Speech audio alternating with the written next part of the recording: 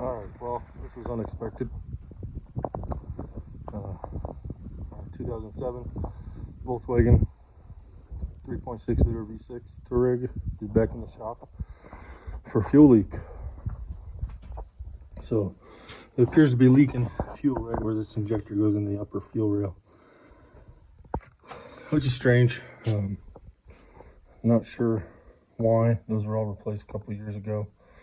So we're going to tear this apart, and I got all new Volkswagen injector seal kits so I can change those O-rings. It's only me down here right now, but I'll try to get one of my kids down here, cycle the switch a few times so we can maybe get on camera where the fuel's leaking. It's been driving good, but unfortunately, up until this point, it started puking fuel out. I mean, it sprays it all the way up in this area. You can see a little bit of it right there on the floor. But yeah, we'll start tearing this thing apart.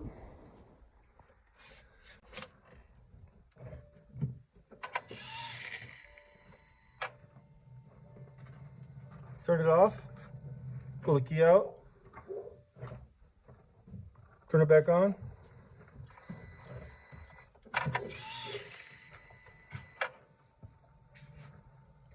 Pretty sure that's coming out of there. Unless it's the injector. Do it one more time. Watch your eyes.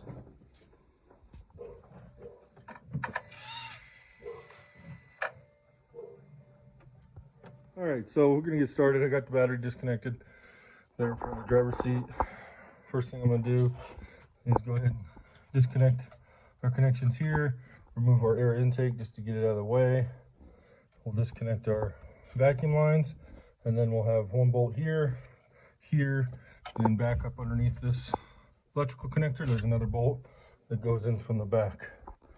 And that'll get us everything off that we need to on this side. And then we'll switch over here and we'll start taking off the fuel lines on the back. So we got this bolt out. We got this bolt out. We got the one that's right behind here. Disconnect this.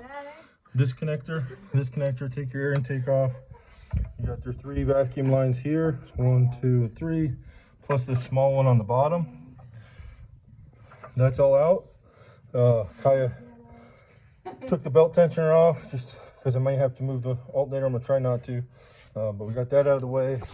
Took the bolt out for the dipstick, and then you can see all the stuff I took off for the fuel line.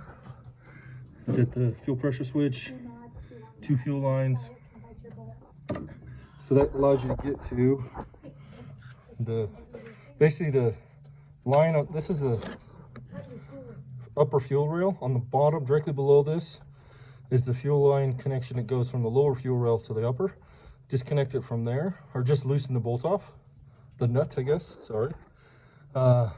Disconnect it from there, that'll let that lower fuel line separate on its own. So now all we have is, we have 4, I guess 3 bolts on the top of the intake to take off, and 3 on the bottom. Actually 4 on the bottom. Here's the 4th one. So 3 of them go right through the fuel rails, through the intake on the bottom, and then this one's all by itself on the intake. So we'll get those out. We should be able to pull this intake out. Okay.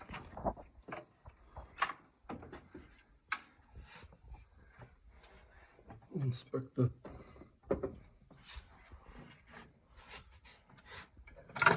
lower fuel rail. Make sure the gasket didn't get damaged.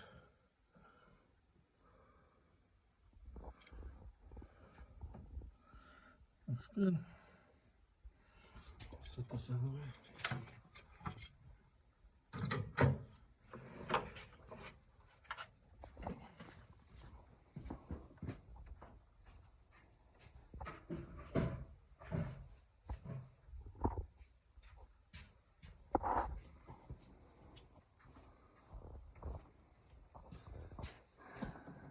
What next? So next, it's leaking. We're pretty sure it's leaking from here. So we're gonna pull these 4 bolts off That'll take this upper fuel rail off, and then we'll inspect the injector O-ring and injector. We're gonna go ahead and replace all of these, even though they're not that old. On the lower ones, I had replaced them. I don't see any damages to any of them. So, next I'll disconnect these injectors, pull this fuel rail off, and we'll take a look. Sometimes the injectors come out with the fuel rail, so. All right. All right, we got the upper fuel rail off right there. Just the 4 bolts. And you see this O-ring looks good, no signs of damage. This one looks good, no signs of damage. And then we get to this one. And I'd say that's a little bit of damage.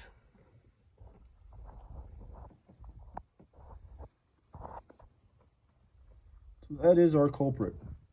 We checked inside the fuel rail, there's no burrs or anything, so I'm not sure. The O-ring just got dried out. It did sit while I was waiting for parts before we got back to work on this, about a year I think. So don't know if fuel dried it out. I've only ever ran premium fuel in it, no E85. So I know those are hard on O-rings. And they were original. I bought Volkswagen O-rings, so they weren't an aftermarket one. Okay, so I kind of got ahead of myself. Forgot to pick up the camera. Talking with Kaya. So we found the bad O-ring. We went ahead and replaced all 3, and we replaced all the 3 on the lower as well. So every one of them's got new O-rings. We put a dab grease on the fuel rail, so it slid in. We put the bolts in. These are torqued down to 89 inch-pounds. And then we reconnected our fuel injector connectors for the top rail. Now we get ready to put everything back up. We're going to clean the surface off here for the intake manifold, and we'll get the intake manifold over here and start putting it together. Those are connected.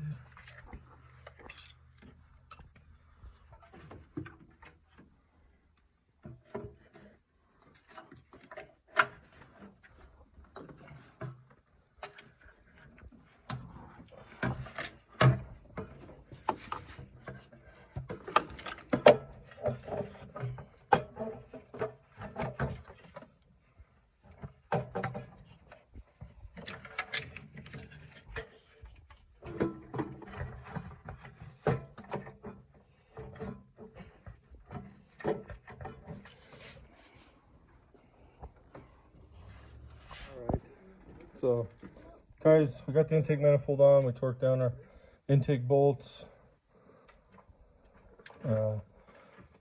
Guys, putting the belt tensioner back on. We tightened up our alternator. That's probably tight. Okay. And then she'll take out our adjustment bolt. And we take that out.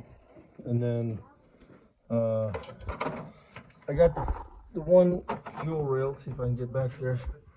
That fuel rail connection pipe right there, that goes from the lower fuel rail to the upper. I just tightened it up, so now I just put it back together. This one will go first, comes from the pump to the upper fuel rail, and then the rubber hose up there, and then we attach the one coming in from the firewall.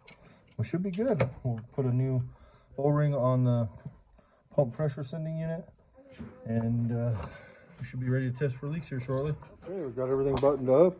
Got the air intake back on. All the connections reattached. All our vacuum lines attached. Remember, don't forget the little one right there. Got everything attached on here. Reattached for dipstick. Alternator's all attached. This little vacuum line goes back over there. I did take off this lifting eyelet here. There's 2 bolts go in the back of it. Just makes it easier to get to these fuel fittings, so definitely recommend that. And then everything goes together real nice. You got 2 fuel pressure sensors to connect to, one here on the pump, one down on the fuel rail. It should be good.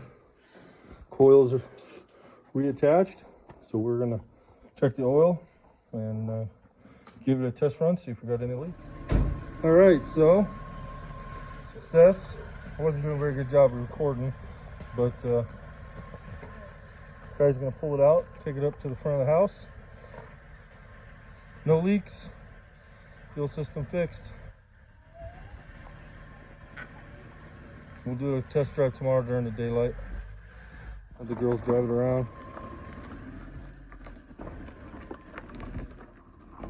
Sounds pretty good though. All right, that one's done. It took us, what time is it?